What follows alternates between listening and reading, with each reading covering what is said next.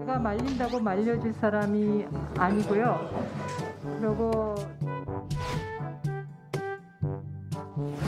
제 남편의 해외로 출국한 것에 대해서 경위를 떠나서 매우 송구스럽게 생각한다는 말씀을 드리겠습니다.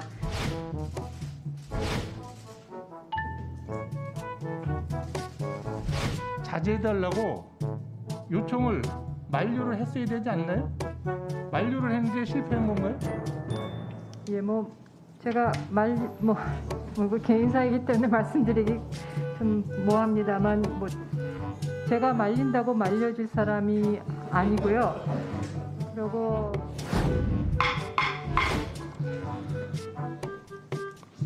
그 배우자께도 굉장히 참 다분히 자유로운 영혼의 소유자시다 이런 생각이 좀 들었습니다. 이제 장관님을 이 문제 갖고 그렇게 추궁하고 코너로 몰고 싶지가 않습니다. 장관님에 대해서 오히려 측은지심도 제가 들기도 했는데. 자, 영상에서 보신 것처럼 남편은 말린다고 말려진 사람이 아니다라는 이 강 장관의 말에 정진석 의원이 측은지심 이야기까지 하면서 추궁하진 않겠다 이렇게 얘기까지 했는데 조성호 변호사님은 어떻게 보셨습니까? 저번에 정의당의 박원석 전 의원도 좀 비슷한 얘기를 했거든요. 네. 그러니까 우리 사회에서 그러니까 가족 내에서 남성과 여성의 어떤 힘의 균형이라든가 이런 부분, 만약에 강경화 장관이 남자였다면 과연 여성인 배우자가 저렇게 미국 여행을 자유롭게 갈 수 있었겠느냐. 그런 부분에 대한 좀 안타까운 심정들을 토로한 바 있는데, 그러니까 그런 부분에 대한 연장선상으로 국민의힘에 소속된 의원님들도 그렇게 보시고 얘기를 하신 것 같아요. 그래서 그런 부분들 지금 사실은 어떻게 법적으로 금지하고 통제할 수 있는 건 아니니까. 네. 그러니까 그 부분에 대해서 장관이 어찌됐든 개인 가정사 문제로 국민들에게 심려를 끼쳐드린 부분에 대해서 송구스럽다는 의사를 표현한 것을 좀 정리하는 분위기인 것 같습니다. 외교적인 그 왕따의 길로 가는 건 아니냐, 또 이런 우려도 두껍게 형성되고 있는 걸로 저는 알고 있습니다. 여기에 동의하십니까? 제가 요청하는 것보다는 저에게 전화라든가 통화라든가 면담이라든가를 요청해 오는 외교장관들이 훨씬 많습니다. 그만큼 많은 나라들이 우리가 필요하다는 얘기고요. 그래서 이것을 왕따라는 상황으로 표현하는 것은 좀 맞지 않는 것 같습니다.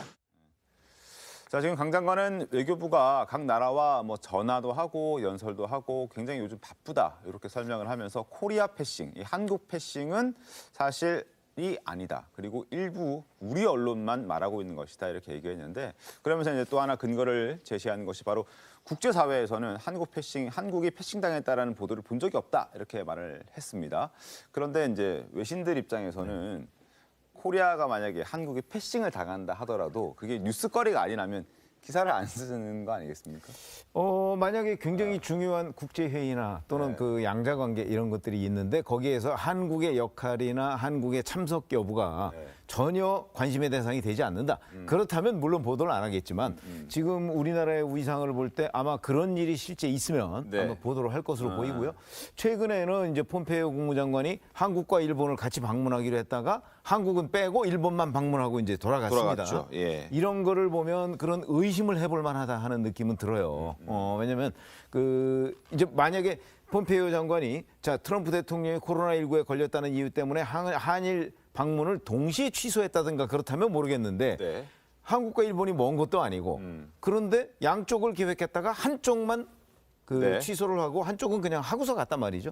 그런 점을 보면 특히 미국과의 관계에서만 과연 그런 것인지 아니면 다른 나라와의 관계에서도 이런 우리가 대접을 받고 있는 것인지 하는 부분은 최근에 폼페이오 장관의 예가 있기 때문에 한번 점검을 해봐야 될 상황이 아닌가 이런 생각이 듭니다. 그렇죠.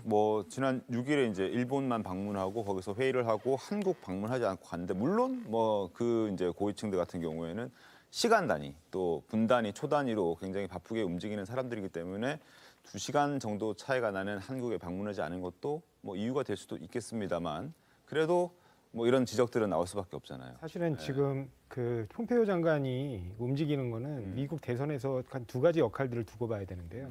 그러니까 미국 대선에서 가장 큰 이제 이슈가 요즘은 코로나로 떠오르고 있었지만 기존에 원래 트럼프 캠프 측에서 제일 화두로 들고 왔던 거는 이제 대중국 문제입니다. 대중국 문제와 관련해 가지고 다자간 안보 협의체를 일본과 미국 중심이 짜고 있는 안보 협의체가 있었고요. 네.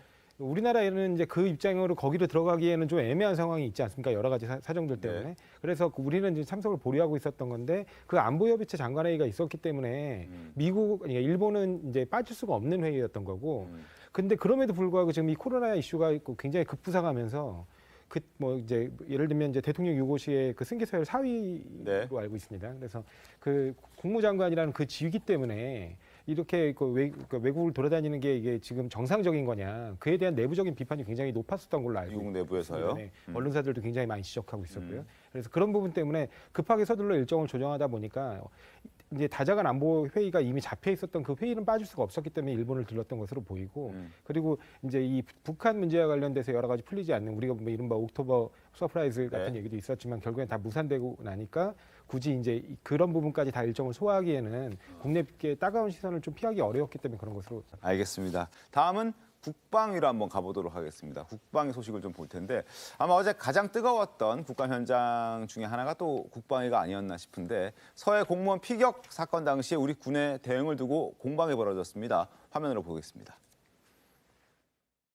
장관 입으로 월북자라고 규정했잖아요.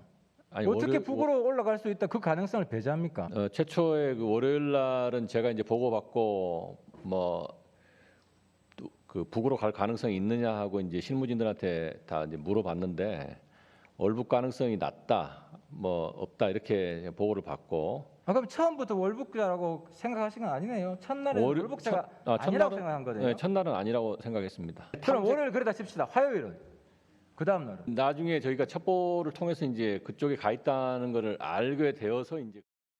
자, 지금 서욱 국방장관 이야기를 들으셨겠지만 실종 접수가 됐던 그 당일 월요일은 월북 가능성이 낮다 그리고 뭐 없다 이런 보고를 받았다고 했는데 결국에는 실종이 아니라고 판단을 했다 이렇게 봐야 되는 거잖아요. 월북이 아니라고 판단을 했다 이렇게 봐야 되는 거죠. 왜냐하면 이건 사실은 그 어업 지도선에서 북한 그 경계까지 거의 30km 정도 떨어져 있는 곳이고요. 네. 그걸 일반적으로 월북이라고 생각하기는 어렵겠죠. 그리고 이런 부분이 사실 군 관할 영역도 아닙니다. 일반적으로 만약에 이런 실종 사고가 발생하게 되면 해양 경비와 관련된 부분이기 때문에 해경에서 처리해야 될 업무거든요. 그래서 통상적으로 해경이 이걸 진행해야 되는 게 맞고 만약에 그게 군사적 특이 동향과 맞물렸을 때 비로소 이제 군이 어떤 역할을 하게 되는 거 아니겠습니까? 네. 그래서 처음에는 당연히 그 어업지도에서 어떤 사람이 실종됐다 하더라도 그때 당시에 그 북한과의 그 북한 해역과의 거리나 뭐 그다음에 특별한 특이 동향이나 뭐 구조 신호 이런 것들을 받아왔던 것들이 전혀 없는 상황에서는 군이 따로 개입하거나 판단할 부분은 아니었다고 생각을 합니다. 공무원 A 씨가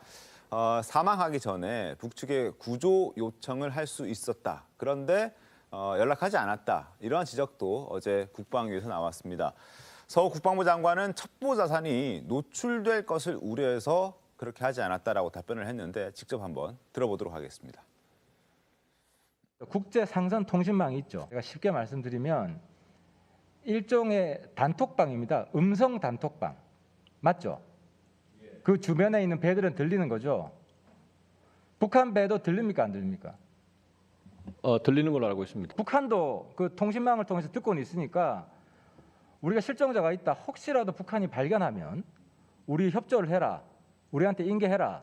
이런 얘기 했어야 되는 거 아니에요? 그 왜 안 했어요? 그때는 저희들이 그 이제 구조를 하여 평상시 이제 저희들이 이제 북한에 이제 선박이 떠내려오거나 뭐 표류자가 있으면 저희가 구조하듯이 그런 모습으로 구조가 될 걸로 현재 생각을 했었습니다. 북한이 듣고 있는 걸 알고 있음에도 불구하고 북한 쪽으로 혹시나 넘어가면 혹시나 발견되면 우리한테 인계해라라는 말을 안 했습니까? 다시 아니 이제 이게 이제 저희들이 이제 첩보를 가지고 그 북에다가 액션을 취하기에는 조금 이게 리스크가 좀 있고 그런 부분도 있고. 자, 이제 첩보가 노출될까 봐 이런 우려 때문에 안 했다는 건데 그래도 좀 했었어야 되는 거 아닌가. 일단은 국제 상선 통신망 같은 경우는 지금 북의 사례를 인용하면서 하태경 의원이 지금 질의를 하고 있는 거거든요. 네. 과거에.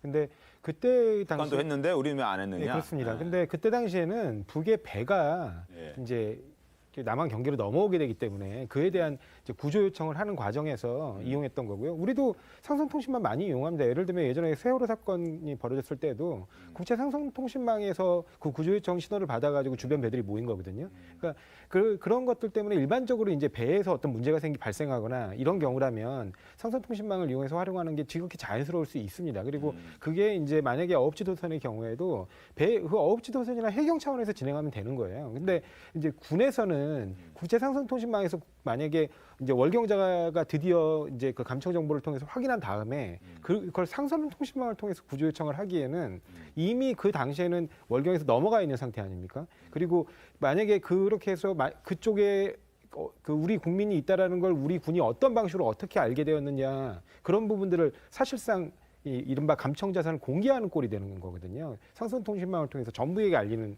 꼴이 되지 않습니까? 그러니까 그런 부분들은 굉장히 어떻게 보면은 군 기밀성에 비춰서 좀 부적절하고 위험할 수 있는 행동이기 때문에 그 부분은 어쩔 수 없었다는 측면으로 지금 답변한 것으로 보고 그게 일단 뭐 납득이 된다. 네. 뭐 그럴 수밖에 없었을 그렇습니다. 것이다. 주한미군 사령관도 지금 이런 방식으로 논의되는 과정에서 한국의 첩보 자산들이 노출되는 거예요. 그러니까 한미 공동 자산 아니겠습니까? 네, 우려한다. 네, 굉장히 이렇게 우려한다는 그 의사도 했었습니다. 표시했고 지금 문제가 뭐냐면 군이 만약에 그때 연락하는 거라면 지금 당신들이 역류하고 있는 그 국민이 우리나라 대한민국 국민인 것으로 보이니까 우리 쪽으로 넘겨달라고 요청해야 된다는 얘기인데 그거를 지금 하태경 의원이 얘기한 것처럼 단톡방에다 대고 얘기를 한다는 건 정말 상상도 할 수 없는 얘기입니다. 그러니까 제가 말씀드리고 싶은 건 구조 요청 자체를 국제 상선통신망을 통해서 안 한 게 옳다는 얘기가 아니라 그게 군이 해야 될 일이 아니라는 겁니다. 이건 해수부에서 해경이 그때 당시에 적절하게 상선통신망을 통해서 일반적인 구조 요청의 통상적인 시스템으로 움직여서 그것들을 요청했는지 여부를 점검하고 확인하는 게 필요한 것이지 군이 어떻게 지금 국제 상선망 통신망을 통해서 그 북한에 우리 국민이 있다라는 거 실시간으로 그 정보를 우리들이 입수했다고 얘기하면서 이쪽으로 넘겨달라고 구조 요청을 할 수 있겠습니까? 그거는 좀 부적절하다고. 그러니까 뭐 군이 할 일이 아니었다. 예, 맞습니다. 그러니까 이건 해수부에서 해경을 상대로 질의를 하면서 그 문제점들을 짚어나가야 될 부분이라고 생각합니다. 자, 그리고 유족들 같은 경우에는 유족을 또 이제 진상 규명을 요구하면서 국제사회 도움까지 요청하고 나선 상황인데 어제 국감에서는 이 공무원 A 씨의 형을 증인으로 채택할지를 놓고도 이제 격론이 벌어졌습니다. 한번 현장으로 가보겠습니다. 스스로 정은 선서를 하고 진술을 한다고 했습니다. 그래서 저희들이 그 정인을 요청했는데 그게 지금 묵살되고 있습니다. 그 피살자 형이 본인이 국제기구에 호소하면서 우리 정부의 도움이 필요하다는데 친형께서 여기 오셔서 일방적으로 유지해서 월북이 아니라고 또 일방적으로 주장하신다면 국민들께서는 이 문제에 대해서 더 큰 혼란에 이것조차도 우리 오늘 외통위가 문을 닫고 그분한테 발언할 기회를 주지 않는다. 이것조차 막는다는 건 저는 아니다 이렇게 생각합니다. 유가족 중에서는 이 일이 이렇게 언론에서나 정치권에서 정쟁화되는 거에 대해서 반대하시는 유족들도 있는 걸로 저는 개인적으로 들었습니다. 자, 지금 야당에서는 진상 규명을 그리고 유족들의 목소리를 국민들이 들을 수 있고 유족들이 말할 수 있는 기회를 부여하자. 그리고 본인도 그걸 하고 싶어 하지 않느냐라고 이야기를 하고 있고 여당에서는 아니다. 그걸 정쟁으로 삼아서는 안 된다. 더 큰 혼란만 야기할 수 있다라고 지금 팽팽하게 맞서고 있는 상황인데 어떻게 좀 보셨습니까? 글쎄요, 지금 피살된 공무원의 형과 네. 그 아들 편지까지 있었지 않습니까? 그 원하는 게 이게 정쟁화되는 걸 원하는 건 아니에요. 다만 아버지가 어떻게 그 북한 측에 의해서 살해가 됐느냐 하는 부분, 그다음에 구할 수 있는 시간이 5 내지 6시간이 있었는데 네. 그 시간 동안에 정부가 과연 무엇을 했느냐 그 부분에 대한 설명을 듣고 싶어 하는 거예요. 저는 그래서 그런 부분과 관련해서 지금 더군다나 이게 국정감사 아니겠습니까? 네. 국정감사에서 정부의 행동의 잘잘못을 따지는 일, 그리고 그 과정에서 증인으로 나올 수 있으면 증인으로 나와서 그 부분에 대한 증언을 할 수 있는 일은 필요한 일이다 이렇게 생각을 합니다. 본인들이 나오고 싶다 안 나오고 싶다 이런 게 중요한 게 아니고 진상을 규명하는데 이 증인이 필요하냐 필요하지 않느냐 이 부분을 판단을 했어야 되는데 지금 그것을 여당이 막고 있는 것 아니에요? 막고 있는 이유가 뭔지 좀 궁금하군요. 뭐라고? 사실은 증인이라는 게 네. 어떤 사실관계를 알고 있는 사람으로부터 그 사실관계를 듣는 겁니다. 근데 그 사실을 그러니까 거짓을 얘기하면 위증으로 처벌받지 않습니까? 네. 근데 그분은 지금 사실관계에 대해서 뭔가를 설명하거나 알고 있는 부분을 전달할 수 있는 지위에 있지가 않은 분이에요. 그러니까 물론 그 유족으로서의 개인적인 심정이나 고통이라든가 이런 부분들을 좀 호소하고 싶은 부분도 네. 있으시겠죠. 근데 그런 부분들이 과연 그러면 이렇게 증인으로 채택돼서 네. 상임위에서 국정감사 자리에서 해야 될 문제냐? 제가 보기에는 오히려 그냥 의원들의 도움을 받아서 정론관이라든가 지금 요즘 소통관으로 이름 바뀌었는데 네. 국회 기자회견을 통해서 한다든가 뭐 여러 가지 방법으로 그 소통하는 게 맞는 것이지 질의응답하는 방식으로 사실관계를 캐서 묻고 그 사실을 확인하는 자리로 국정감사에 나서 하는 게 맞는지는 좀 의문입니다. 다음 상임위로 좀 가보도록 하겠습니다. 바로 법사위. 자, 법사위 역시 증인 채택을 놓고 공방이 이어지고 있습니다. 법사위에서는 추 장관 아들 의혹과 관련해서 증인을 계속 다투고 있습니다. 조성아 변호사님, 앞서 이제 이제 외통위에서 친형을 증인으로 섭외하지 못하는 이유에 대해서 사실관계를 설명해 줄 수 없는 증인이 될 수 없는 사람이기 때문에 증인으로 채택하지 못한다 이렇게 말씀해 주셨잖아요. 근데 이제 법사위 같은 경우에는 사실관계를 설명해 줄 수 있는 사람들을 야당이 증인으로 채택하자라고 이야기하고 있는 건데 이건 또 왜 안 해주는 건가요? 법사위에서 지금 일정 부분 증인이 뭐 채택될 필요가 있을 수도 있다고 저도 보고 있습니다. 네. 근데 그게 이제 무분별한 정쟁으로 흘러가지 않도록 하기 위해서는 그에 대해서 적절한 책임과 권한을 가진 사람들을 좀 부를 필요가 있다고 보거든요. 그러니까 과거에 이게 어떤 시스템으로 이른바 그 카투사에서 휴가 절차가 이루어지고 거기에 어떤 절차상 미흡한 점들이 있었는지를 좀 짚어내고 확인한 다음에 또 개선 사항들을 만들어야 되기 때문에 그때 당시에 거기에 근무했던 그 이제 지원 장교라든가 네. 아니면 지역대장이라든가 이런 부분들에서는 일정 부분 그다음에 물론 장관은 당연히 출석하니까 장관은 또 장관에게 확인할 부분은 확인해야겠죠. 그리고 전 보좌관도 좀 있을 거고요. 네. 그러니까 그런 부분까지는 뭐 일응 일리가 있다고 보는데 그런 부분까지 안 근데 된다고. 단지 나선 거 안타까운 건 왜 자꾸 이 부분이 형사 절차로 자꾸 넘어간다는 겁니다. 아직까지도 여전히 이른바 통역비용 논란과 관련된 부분, 그다음에 또 추가 고소, 또 이제 자대 배치 부분도 있고 또 그다음에 추가 고소까지 예고되어 있는 상황이어서 자꾸 형사 절차로 넘어가게 되니까 이미 형사 절차에 대한 동부지검 판단이 한 번 나왔음에도 불구하고 이게 국정감사나 국정조사나 어찌됐든 국회에서 개입하기가 자꾸 법률적으로 어려워지는 부분들이 있거든요. 본인들도 분명히 추석해서는 이미 지금 현재 수사 중인 사안이라 답변하기 어렵다. 이렇게 나올 가능성이 굉장히 높을 거란 말이죠. 그러니까 그렇게 나올지 안 나올지는 좀 봐야 되고 실제 불러봐야 되는 거 아니겠습니까? 어떻습니까? 그런 부분이 안타깝다는 거예요. 아까 알겠습니다. 제가 말씀드린 것처럼 이미 수사 결과가 나와가지고 아직 수사 이제 남아 있는 부분 말고요. 그 부분에 관련해 가지고 그 일정 부분 관여한 사람들에 대해서는 그 채택할 수 있다고 보는데 아까도 말씀드렸듯이 이게 정쟁으로 흐르지 않으려면 기본적으로 법 위반 여부에 관련된 책임이 인정될 수 있는 사람들을 중심으로 불러야 되고 그게 뭐 예를 들면 장관 그 아들 그 서일병을 꼭 불러야 된다. 저는 그렇게 보지 않거든요. 왜냐하면 어떤 경우에도 서일병이 처벌받을 가능성은 거의 법적으로는 없습니다. 그러니까 법 위반 왜냐하면 그 위에 그 지휘 책임이 있는 사람들이 부적절한 행동을 했을 가능성이 있는 것이지 그 당사자 본인이 뭐 문제될 가능성은 사실 거의 없지 않습니까? 실제로 개입한 부분이 없고 주로 이제 보좌관과 지원 지역대장이 통화한 거기 때문에. 그래서 그런 부분을 좀 보실 필요가 있을 것 같아요. 알겠습니다. 뭐 이제 윤호중 법사위원장 같은 경우에는 또 종합 감사가 있기 때문에 그때까지 좀 조율을 해서 증인 채택을 해보자 이런 입장도 밝혔기 때문에 한번 지켜보도록 하겠습니다. 그리고 지금 당직사병 현모병장 당직사병이 결국에는 이제 추 장관 변호인 측을 고소할 예정이라고 밝혔습니다. 어제도 소식을 좀 전해드렸었는데 당직사병 측이 요구를 했던 추 장관과 추 장관 아들 측의 어떤 사과가 없었기 때문에 고소를 하겠다라고 밝혔는데 일단 검찰 관계자와 통화를 했던 그 녹음 파일 다시 한번 들어보도록 하겠습니다. 그동안에 얘가 거짓말장이로 계속 몰랐었어요. 하고 통화를 한 적이 없다. 심지어는 25일 날 당직도 아니다라고 해서 아니에요. 6월 20일 통화한 거 다 인정하고 있습니다. 제가 수사팀에 다시 확인했는데요. 그 씨도 검찰 조사에서 그거 인정 다 하고 있다. 이미 이제 언론에서는 인터넷에서는 이미 얘가 대한민국 거짓말장이라고 봤는데 제보자 부분에 대한 거 사실상 그 부분에 대한 대한 것을 요청하신 부분에 대해서 저희가 한번 보완 방법을 저도 한번 생각을 해보겠습니다.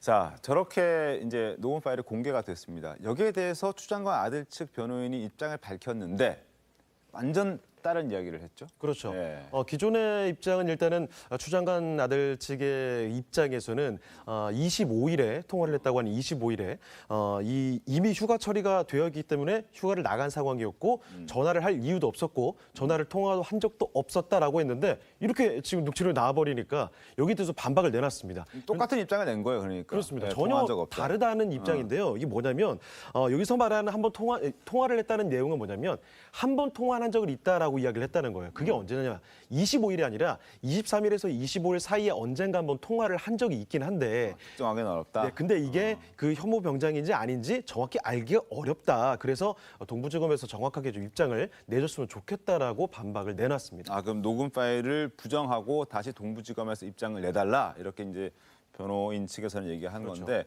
동부지검에서 네. 입장을 낼 이유가 뭐가 있어요? 동부지검에서는 6월 25일 날 통화했다고 입장을 냈는데 이미. 그래서 사실관계가 다른 그걸 다시 얘기해달라고요? 다시 얘기를 하는 취지로 그리고 얘기한 건데. 동부지검 공보관이 저렇게 전화 통화해서 확인까지 다 했는데 이해할 수가 없는 대목이. 예. 수사팀에서 공식적으로 보도 자료를 냈어요. 그 보도 자료의 내용에 보면 뭐라고 나오냐면 부대로부터 연락을 받은 서일병이 보좌관에게 연락하여라는 표현을 써요. 근데 부대로부터 연락을 받은 서일병이라는 부분은 팩트로 확인한 겁니다. 근데 그 누구로부터 연락을 받았는지에 대해서는 수사팀은 입장을 정확히 밝힌 바가 없습니다. 그리고 실제로 이 변호인하고도 제가 이제 뭐 연락을 해보니까 주 얘기는 뭐냐면 23일부터 25일 사이에 부대로부터 누군가에게 연락이 와서 통화한 건 맞는데 지금 현모 병장인지는 모르겠다는 거고 실제 그때 그 서일병과 통화했다는 또 다른 병장이 있습니다. 네. 그러니까 그렇게 알고 있는 것이지. 내무실을 같이 쓰는 예, 그 맞습니다. 병장인 예. 거죠. 그래갖고 그때 당시 그 23일 날쯤으로 지금 알고 있는데 둘은 그렇게 실제로 통화를 했고 그 부분과 관련해서 23일 날 그래서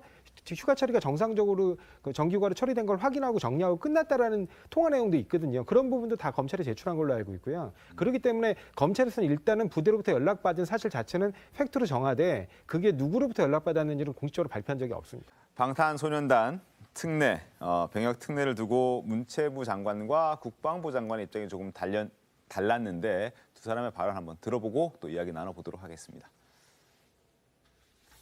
저는 우리 대중문화예술인들의 병역 특례 문제도 저는 전향적으로 검토할 필요가 있다고 보고요. 국방부나 병무청 등 관계 기관들하고도 또 국민들의 정서 이걸 고려를 해야 되는데 사회적 공감대가 많이 형성이 돼야 되는 건데 저희들 현재 판단으로는 병역 특례를 고려하고 있지는 않습니다. 자, 조성호 변호사님, 지금 일단 박영우 장관은 긍정적으로 검토해 보겠다. 서욱 장관은 검토하지 않을 수도 있겠다. 뭐 이렇게 얘기를 했는데 통일부처 장관마다 본인의 영역에서 밝힐 수 있는 입장이라고 봅니다. 근데 지금 현대적인 국가방위 개념은 어떤 총체적 국가 자산을 전체로 놓고 보고 그 전체적 그 국가 자산의 힘을 끌어올려서 그거를 이제 방위한다고 보기 때문에 어떤 문화적인 힘 같은 것들도 굉장히 중요한 안보 자산에 해당할 수도 있거든요. 네. 그렇기 때문에 이 부분에 관해서는 좀 앞으로도 좀 긍정적으로 논의될 필요가 저는 있다고 보고 있고요. 단지 제가 좀 드리고 싶은 말씀은 이런 논란이 지금 2018년부터 계속 이렇게 이른바 꽃감 빼먹듯이 국회에서 계속 이렇게 국정감사 자리에서 얘기가 나오고 있어요. 네. 이렇게 얘기하기보다는 실제로 정말 의지가 있는 거라면 이거 지금 병역법 시행령만 고치면 되는 거거든요. 네. 정부하고 여당이 당정 협의를 해서 구체적인 기준을 만들고 그 부분에 관해서 국민들로부터 다시 의견을 묻고 판단받는 절차를 거쳐야지 아무런 어떤 구체적인 안도 안 만들어 놓은 상태로 필요하다. 그 필요성 모르는 사람들 있습니까?